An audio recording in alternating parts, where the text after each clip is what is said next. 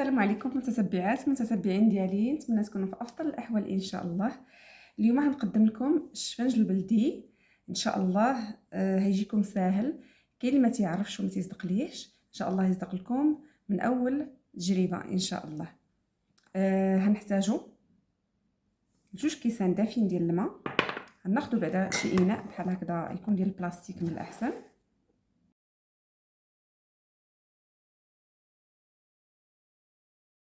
غنديروا 2 كيسان دافين،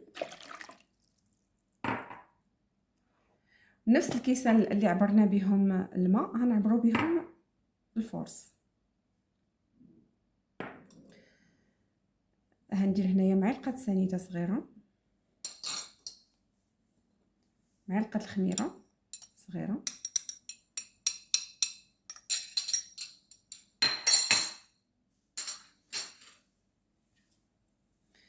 غادي نخلطوا ندوبوا الخميره شويه.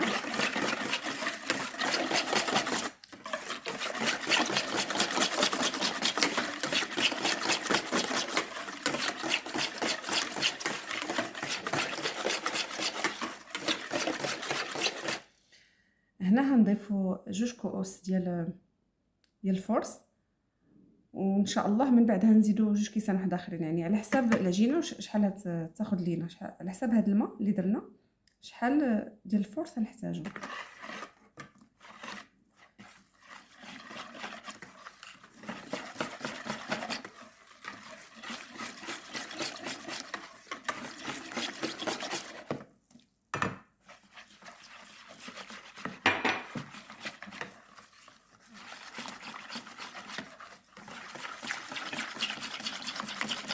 حاولوا دوك الحبيبات نحاولوا نخدموهم مزيان.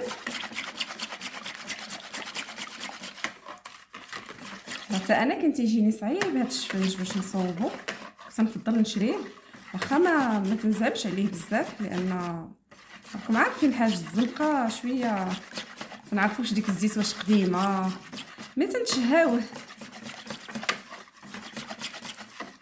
هنا نضيف الكاس الثاني،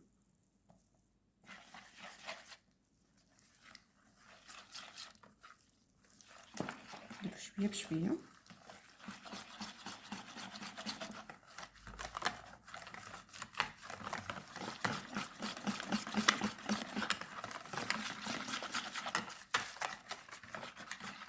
حاولوا ما تزربوش الفيديو باش تتبعوا المراحل كامله، لانه هاد المراحل اللي غنعطيكم اللي تخليه ينجح لكم. نكملوا الكاس. اذا حنا درنا 2 كيسان د الماء دافي و2 كيسان د الفورس، يعني نفس المقدار، الكاس نفس العباره.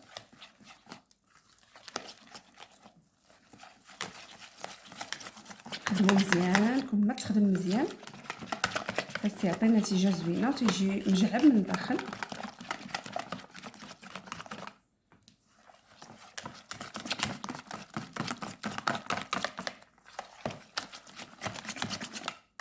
في الاول انا دابا خدمته بهذا الطراب اليدوي، من بعد غنخدمو بيديا، لان هنزيد واحد 2 كيسان حتى نخليه واحد 10 دقائق. هانتوما تبعوا معايا.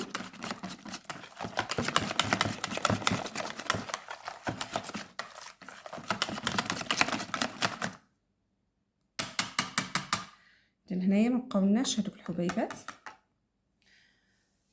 فهنا غنغطيوه وهنخليوه واحد 10 دقائق حتى ل 15 دقيقه يرتاح. من بعد عاد نزيدوا له الفورس. هنايا من بعد ما خليناه ارتاحت واحد تقريبا 15 دقيقه، فنزيدوا هاد الفورس ديالنا. هذا دابا الكاس الثالث،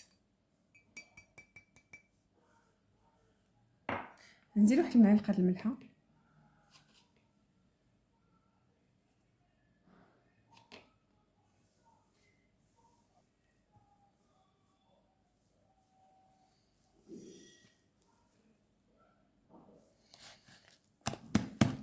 نحاول ندخلوه داك الفورس بهذه الطريقه. هذه هي الخدمه ديال السفنج، بهذه الطريقه تنخدموه.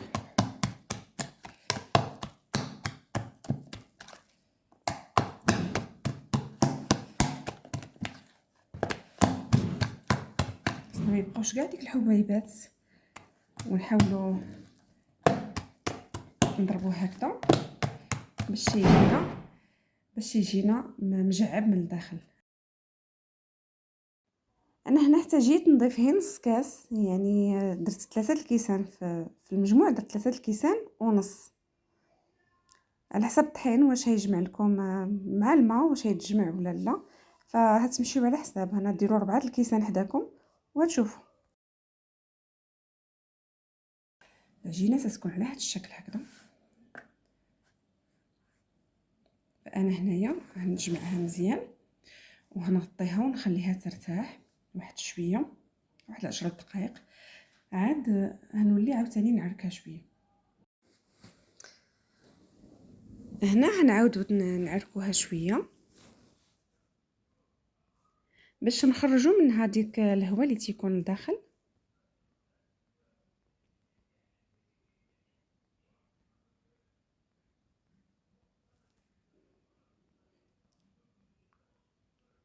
فان شاء الله تبعوا هذه الطريقه وهينجح معكم السفنج.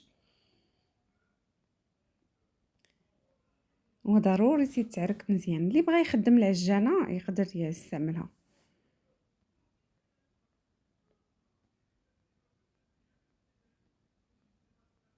فنكتفي انا هكذا وهنغطي عاوتاني العجينه ديالي. صافي دابا غنخليها تخمر حتى يتضاعف الحجم ديالها.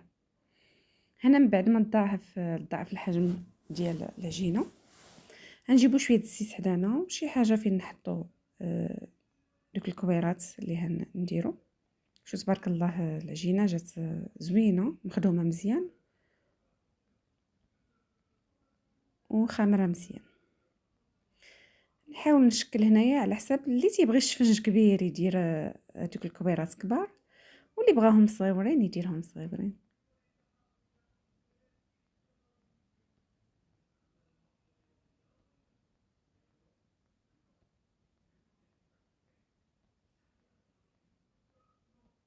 فانا هنشكل معاكم واحد 3 هكذا. هذا هو الحجم اللي درت انا.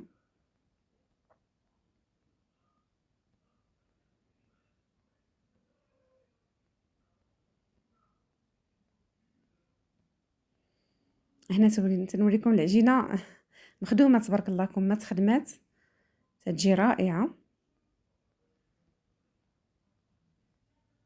هنا من بعد ما كملت، هذا هو الوحيدات اللي جاوني بالضبط، ما حسبتهمش صراحه، ولكن تبارك الله الكوتي هكذا تيكفي ويشات الخير. هنا تنقبطو تنديرو واحد الثقب في الوسط وتنديرو 2 مقلات. هنا مقله تندير فيها شويه الزيت، ما تكونش يعني السفنج ما تيكونش عايم عليه الزيت، وتنكون هنا مقله البوطه. المقله الاولى مقله عليها البوطه، وهذيك الكاسرول الثانيه فيها اللي غنبقى ندير وحده بوحده، هذيك الزيت فيها اكثر من الاولى، وحتى الحراره ديال العافيه، يعني درجه الحراره تكون متوسطه. فهنا بحال تتكتمل الاختمار ديالها وفي هذه المقله الاولى، وتدينا ديك الفقاعات لداخل، يعني بشويه عليها، تنخليوها بشويه عليها. ففي الزنقه يديروهم هذيك المقله مايله، اللي بغى يميل المقله يديرها. فانا استعملت هذه الطريقه، درت جوج هكا مقلات ولا 2 كاسرونات ولا شي حاجه اللي تصلح لكم. هنا خليتها طلعت شي شويه، درتها في الزيت الاخرى باش طيب مزيان. وتنحاولوا ما امكن الطريقه هي تبعوها معايا مزيان، تنحاولوا ما امكن نبقاو نغمسوها في الزيت، ولا نجيبوا شي معلقه ونخويو عليها الزيت باش ديك الفقاعات كل ما درنا ديك الزيت سخونه عليها ديك الفقاعات تيطلعوا. اللون خليوه هي مذهب شويه، ما تحاولوش تحرقوهم باش يجيو مزيونين.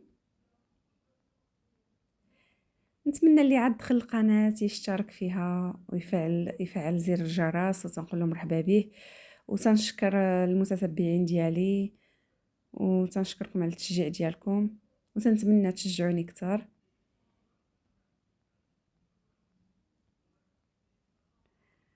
فتنحاول ما امكن نقدم لكم شي حاجه اللي تجي ناجحه معايا، هي اللي تنقدم. هنا ها نتوما تشوفوني انا تندورها شويه بالزيت، ولا بركوا عليها شويه. المهم الزيت خصها توصل لها الفوق. كون ما وصلت نتوما تلاحظوا ديك الفقاعات تيتكونوا من الفوق.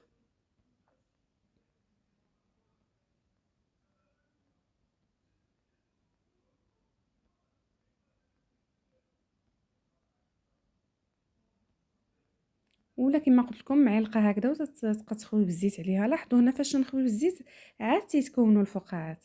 هذا هو السر ديال السفنج البلدي.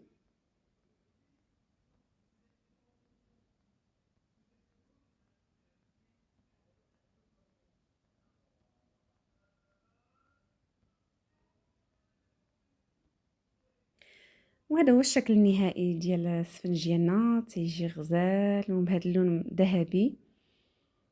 كما تلاحظوا ديك الفقاعات لداخل، يعني تيجي مجعب من الداخل.